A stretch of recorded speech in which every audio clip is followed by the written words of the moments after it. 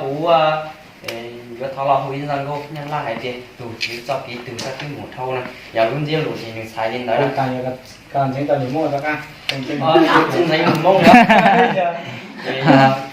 bây giờ được cô nhân là dây là phố lên những dạng rồi thì bây giờ được phố lên cô mà nhân là thì để phố thọ lò hủy rằng nhân lại cũng từ hồn đó rồi phố được bây giờ mình sẽ mình không ngược tàn lạy Chúa, con đường nào Chúa đã đi qua, con đường nào Ngài ra pháp trường, bao gai nào hằn lên đau xót. Lạy Chúa, thánh giá nào Ngài vác trên vai, đau thương nào phủ kín tâm tư, đường tình đó Ngài dành cho con.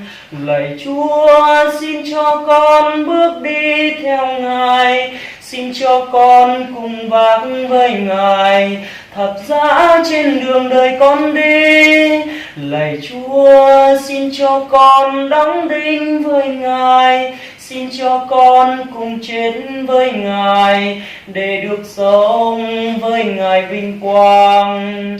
Lạy Chúa, mũi đồng nào đâm thấu con tim, đinh nhọn nào cùng làn máu đào, túi nhục nào còn vương trên mắt.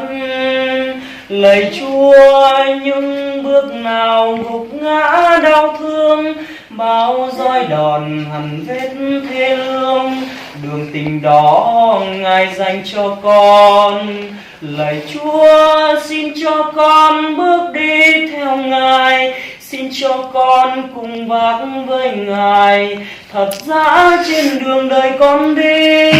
Lạy Chúa, xin cho con đóng đinh với Ngài, xin cho con cùng chết với Ngài để được sống với Ngài vinh quang.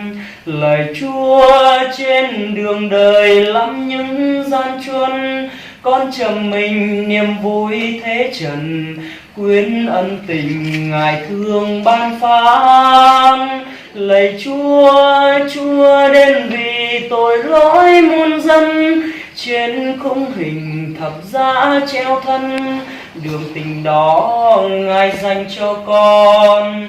Lạy Chúa, xin cho con bước đi theo Ngài, xin cho con cùng vác với Ngài thập giá trên đường đời con đi.